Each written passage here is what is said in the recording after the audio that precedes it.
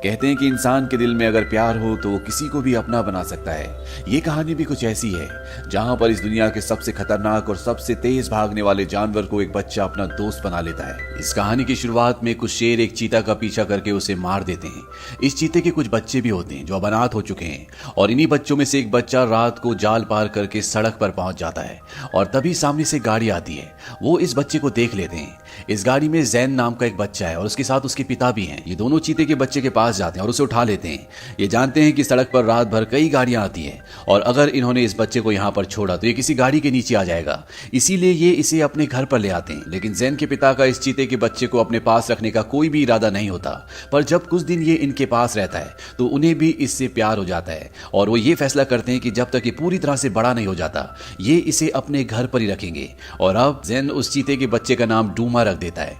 धीरे धीरे वक्त बीतता है और डूमा अब बड़ा होना शुरू हो जाता है। जैन अब अपने पड़ोस में ही रहने वाले एक लड़के के साथ डूमा को दौड़ना भी सिखाता है। वो दोनों मोटरसाइकिल पर होते हैं और डूमा उनका पीछा करता है, लेकिन उसकी स्पीड इतनी तेज होती है कि वो फुल स्पीड से मोटरसाइकिल चलाते हैं तो भी वो उससे आगे नहीं निकल पाते। वक्त बीतने के साथ डूमा अब पूरी तरह से ग्रो हो चुका है और एक दिन जैन के पिता कहते हैं कि अब हमें डूमा को उसी जगह छोड़ना होगा जहां से हम इसे लाए थे। ये इसका घर नहीं है, इसका असली घर वहीं पर है, ये यहाँ पर सर्वाइव नहीं कर सकता।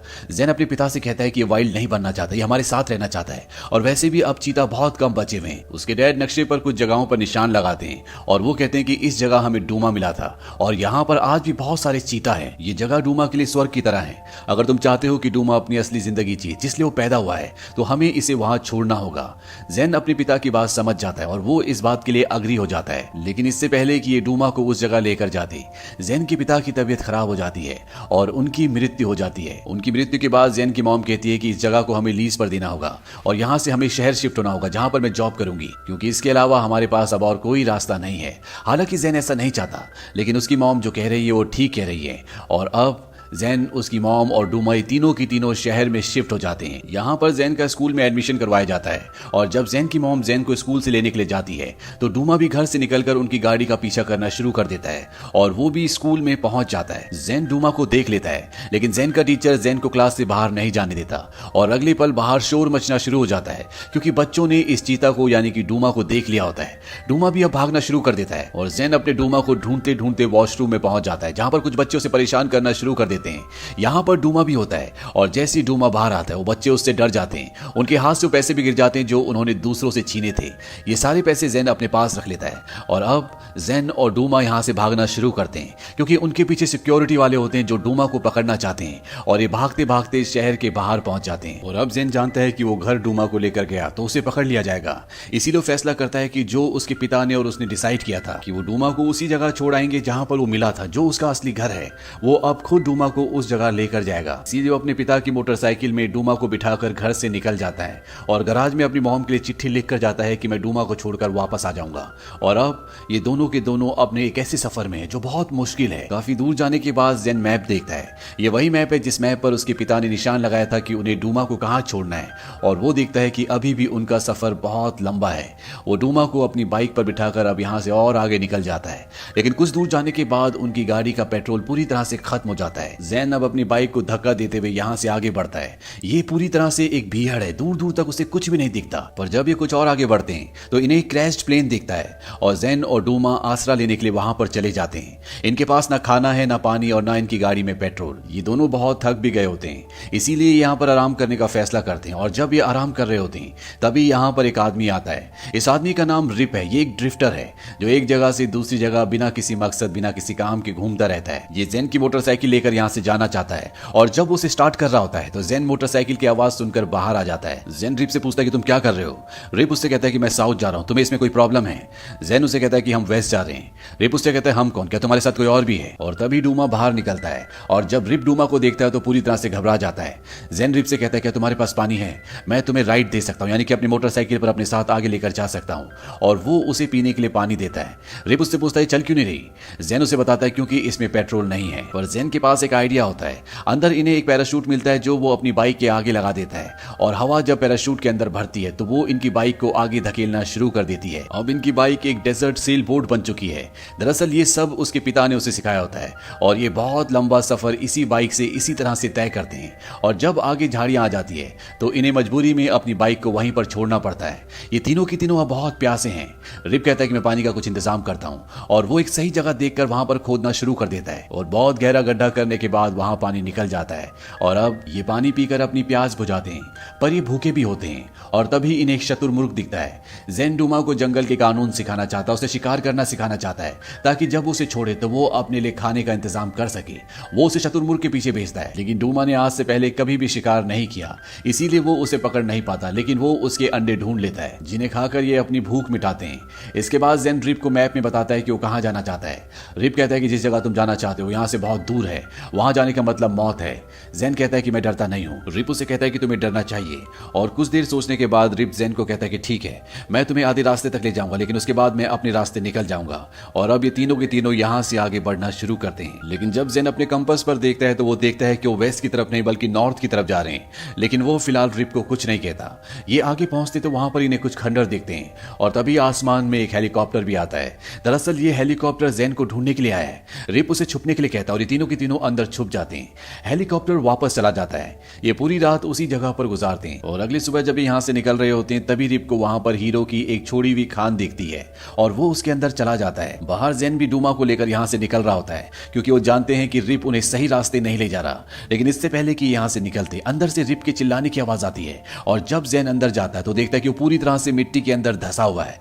वो उसके मुंह के ऊपर से मिट्टी हटाता है, लेकिन वो पूरी तरह से उसे मिट्टी से बाहर नहीं निकालता क्योंकि अगर उसने उसे मिट्टी से पूरी तरह से बाहर निकाला तो जबरदस्ती उन्हें अपने साथ ले जाएगा। इसीलिए वो उसके हाथ मिट्टी से निकाल देता है और वो रिप को कहता है कि मुझे पता है कि तुम हमें शहर ले जा रहे हो ताकि मुझे वापस करके तुम्हें इनाम मिले और साथ ही साथ तुम डूमा को बेचना चाहते हो। और अब जेन अकेला ही डूमा को यहाँ से वेस्ट की तरफ ले जाता है। एक नदी के किनारे पहुंच जाते हैं और जेन डिसाइड करता है कि वो नदी से आगे बढ़ेंगे, इसीलिए वो लकड़ी का एक बेड़ा बनाता है और इस बेड़े पर अब दोनों के दोनों बैठ जाते हैं। और जैसे ही लकड़ी के बेड़े पर पानी से बहते हुए आगे बढ़ते हैं तो ये पानी एक झरने में बदल जाता है और ये दोनों के दोनों गिर जाते हैं, लेकिन इन दोनों की जान बच जाती है। और अब ये दोनों के दोनों एक जंगल में, ये दोनों भूखे भी हैं। यहाँ पर बहुत सारे जंगली भैंसे भी होते हैं और डूमा उनका शिकार करने की कोशिश करता है, लेकिन वो इतने बड़े भैंसों का शिकार नहीं कर सकता क्योंकि उसे शिकार करना नहीं आता। वो भैंसे उसे भगा देते हैं और यहाँ पर डूमा और जेन एक दूसरे से अलग हो जाते हैं। हालांकि जेन उसे ढूंढने की कोशिश भी करता है लेकिन वो उसे नहीं मिलता क्योंकि वो इंसानों द्वारा लगाए गए एक पिंजरे में फंस गया होता है। और अब यहाँ पर रात हो जाती है। जेन डूमा को ढूंढ रहा होता है और तभी एक जंगली सुअर उसे मारने के लिए उसके पीछे पड़ जाता है। जेन उसके आगे भाग रहा होता है और तभी उसका पैर किसी चीज पर अटकता है और वो गिर जाता है, वो बेहोश हो जाता है। और जब रात को उसकी आंखें खुलती हैं तो उसके सामने रिप बैठा होता है जिसने डूमा को भी पिंजरे से निकाल दिया होता है और साथ ही साथ उसने जेन की भी जान बचाई होती है। अगली सुबह जेन रिप से माफी मांगता है क्योंकि वो उसे वहां पर छोड़ आया था। जेन उसे कहता है कि तुमने ठीक सोचा था, मैं यही सोच रहा था कि मैं तुम दोनों के बदले कितने पैसे कमा सकता हूँ, लेकिन अब वो ऐसा नहीं करना चाहता। वो इन दोनों की मदद करना चाहता है। वो उससे अपने बारे में बताता है कि वो अपना गांव परिवार सब कुछ छोड़कर बड़े शहर चला गया था ताकि वो पैसे कमा सके, लेकिन वो पैसे नहीं कमा पाया और उसे जेल हो गई और अब वो दोबारा कभी भी वापस जेल नहीं जाना चाहता। यहाँ पर ही तीनों के तीनों भूखे होते हैं, इसीलिए शिकार करने की भी कोशिश करते हैं, लेकिन डूमा एक बार फिर से हिरन का शिकार करने से चूक जाता है। ये कहते हैं अभी नहीं यहाँ पर भूखा ही रहना होगा और तभी ये देखते हैं कि यहाँ पर कुछ लोग कैंपिंग करने के लिए आए होते हैं जिनके पास बहुत सारा खाना होता है और ये दोनों एक प्लान बनाते हैं। जेन उनके पास एक जख्मी लड़के की तरह जाता है और जब वो उसकी शर्ट खोलते तो उसकी शर्ट के अंदर सांप होता है। उस सांप को देखकर वो सभी लोग वहां से भाग जाते हैं और जेन और रिप इनका सारा खाना लेकर यहाँ से निकल जाते हैं। इन्हें एक बोट मिलती है और एक बार फिर से ये नदी के सहारे आगे बढ़ना शुरू करते हैं। जेन के पास जो पैसे होते हैं जो उसे स्कूल में मिले थे वो उन पैसों को रिप को देना चाहता है, लेकिन रिप मना कर देता है। लेकिन जेन के जबरदस्ती करने पर रिप उन पैसों को ले लेता है। रिप के पास भी कुछ हीरे होते हैं जो उसे उस हीरे की खान से मिले थे जहां पर वो फंस गया था और वो उनमें से एक हीरा जेन को देता है ताकि वो हमेशा उसे याद रख सके। अब ये नाव का सफर पूरा करने के बाद वेस्ट की तरफ बढ़ना शुरू कर देते हैं। रिप इस जगह को जानता है क्योंकि उसका गांव यहाँ से बहुत ज्यादा दूर नहीं है। रात होने पर रिप उसे एक गुफा में ले जाता है। वो कहता है मेरे दादा मुझे यहाँ पर लाया करते थे, लेकिन अब लोग यहाँ पर नहीं आते। जेन रिप को बताता है कि कुछ ही दिनों पहले उसके पिता की मृत्यु हो गई, वो अचानक से गायब हो गए हमेशा के लिए। ऐसा क्यों होता है? रिप जेन को समझाता है। वो कहता है कि हम सब एक ही नदी में बह रहे हैं, कोई आज गया तो कोई कल, हम सबको एक दिन इस दुनिया को छोड़कर जाना ही होगा। लेकिन सबसे बड़ी बात यह है कि जब तक हम इस दुनिया में हैं हम अपने सभी कामों को अच्छे से करें, अपनी जिम्मेदारियों को समझें। डूमा को छोड़ने के बाद तुम अपनी मॉम के पास वापस चले जाना। मैं भी अपने गांव अपने परिवार के पास वापस चला जाऊंगा। पता नहीं मेरा परिवार मुझे माफ करेगा कि नहीं। और अगली सुबह ये दोनों के दोनों आगे बढ़ना शुरू करते हैं और जब ये आगे जा रहे होते हैं तभी इन पर बहुत सारी टेट्सी फ्लाइज हमला कर देती हैं।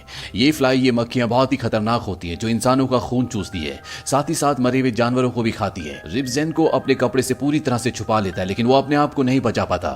बहुत सारी मक्खियां उसे बुरी तरह से काट लेती हैं और अब जैसे जैसे दिन ढलता है वैसे वैसे रिप की तबीयत खराब होना शुरू हो जाती है। उसका पूरा शरीर सूज जाता है। यहाँ पर बारिश भी होना शुरू हो जाती है। इस वजह से इन्हें आग जलाने में बहुत मुश्किल हो रही होती है और जो पैसे इनके पास होते हैं वो उन पैसों को जलाकर यहाँ पर आग जलाते हैं। पर जेन को समझ में आ जाता है कि अगर वो उसके लिए मदद नहीं लाया तो वो जिंदा नहीं बच सकता। इसीलिए वो डूमा को कहता है कि तुम्हें यहीं पर रुकना होगा और वो अकेला ही उसके गांव की तरफ बढ़ चलता है। वो उसके गांव पहुंचकर उसके लिए मदद ले आता है लेकिन रिप का पूरा चेहरा सूजा हुआ होता है, इसीलिए उसे कोई नहीं पहचानता। गांव लाने के बाद रिप के पूरे चेहरे पर एक लेप लगाया जाता है जिससे एक मुखौटा बन जाता है और अगली सुबह जब वो मुखौटे को हटाते हैं तो वो देखते हैं कि वो रिप है। इसके बाद रिप के पूरे परिवार को यहाँ पर बुलाया जाता है। रिप अपने दोनों बच्चों से, अपनी पत्नी से और अपनी मॉम से मिलता है। रिप का परिवार रिप को वापस पाकर बहुत खुश होता है। रिप जेन को भी अपने परिवार से मिलाता है। जेन अगली सुबह जब बाहर जाता है तो डूमा आसपास कहीं भी नहीं होता और जब वो उसे ढूंढता हुआ बहुत आगे निकल जाता है तो वो देखता है कि डूमा एक दूसरे चीता के साथ होता है। वो दोनों आपस में खेल रहे होते हैं और इसके बाद वो दोनों मिलकर एक हिरन का शिकार भी करते हैं। यानी कि डूमा यहीं इसी जगह से बिलोंग करता था। हो सकता है कि डूमा इस वक्त जिसके साथ हो वो उसी का कोई खोया हुआ भाई हो। और अब जेन को अपने पिता की वो बात याद आती है जब उसके पिता ने उसे समझाया था कि डूमा जंगल से बिलोंग करता है और अगर तुम चाहते हो कि डूमा अपनी असली जिंदगी जिए जिसलिए वो पैदा हुआ है तो तुम्हें उसे उसकी जगह पर छोड़ना होगा। जेन डूमा को इस जगह छोड़ने का मन बना चुका है। जेन के पास डूमा आता है। ये दोनों एक दूसरे को प्यार करते हैं। दरअसल ये इन दोनों का फाइनल गुड बाय है। इसके बाद जेन रिप से मिलता है और रिप से मिलने के बाद वो सीधा अपनी मॉम के पास जाता है। जेन की मॉम जेन को वापस देखकर बहुत खुश होती है। वो उसे अपने गले से लगा लेती है और अपने पूरे सफर से जेन ये समझ पाता है कि इस दुनिया में बहुत सारी चीजें हैं जो एक दूसरे के लिए बनी होती है। जैसे डूमा के लिए उसका वाइल्डनेस यानी कि उसका जंगल, उसका अपना घर, उसकी अपनी जिंदगी। रिप के लिए उसका परिवार और खुद जेन के लिए उसके पिता। उसके पिता जो भी थे, जो भी सोचते थे, जिन भी चीजों पर विश्वास करते थे, अब वो जेन के साथ उसकी जिंदगी में आगे चलेंगी। ये कहानी सिर्फ एक सफर के बारे में नहीं है। ये कहानी हमें बहुत कुछ सिखाती है। ये हमें सिखाती है कि हमें अपनी जिंदगी में अपनी जिम्मेदारियों को समझना चाहिए। जैसे कि रिप की जिम्मेदारी उसका परिवार था, जेन की जिम्मेदारी डूमा को उसके घर तक पहुंचाना था। और इस सफर में वो ये समझ पाया कि मौत सिर्फ एक वक्त है जो देर सवेरे हर एक की जिंदगी में आना है। उसके लिए हमें दुखी या परेशान नहीं होना चाहिए बल्कि अपनी जिम्मेदारियों को समझना चाहिए। इसके साथ साथ वो ये भी समझ पाया कि हम भले ही किसी से कितना भी प्यार करें लेकिन हर किसी की एक सही जगह होती है। जैसे डूमा की सही जगह जंगल थी, रिप की सही जगह उसका परिवार थी और खुद उसकी सही जगह उसकी मॉम के साथ थी जिन्हें उसकी सबसे ज्यादा जरूरत थी।